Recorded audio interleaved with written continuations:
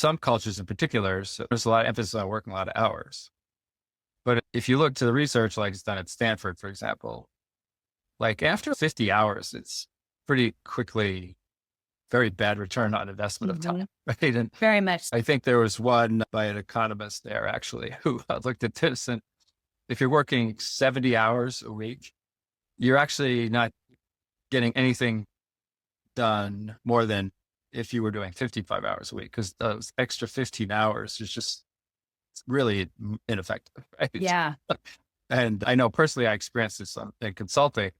You'd be working very hard almost to the last minute before a presentation because there's so much data. You try to figure out how to present it well and all that. And we'd find ourselves working into the wee hours of the night. We called it the witching hour. At a certain point, you thought you were making progress, right? And you'd be Right. these decks, and then you'd look at it the next morning. You go, "Oh yeah, we should have stopped at 6 p.m., not midnight, because those last 6 hours were just a joke." Yeah. It's Um, interesting how that sheer will can push us through, but yet not guarantee any better production, right? Diminishing return is such a real thing. why keep doing that? But from a more mindfulness perspective, so I'd say there's maybe three things: intentional awareness, which I talked about the foundation Mhm. of that, maybe strategic prioritization, which kind of has a big overlap with more traditional, like how to prioritize, and then what I call sustainable practices. So maybe I could talk about the first and the third, the Yes. intentional awareness and the sustainable practices a bit. I'll back up a little bit. So I studied in this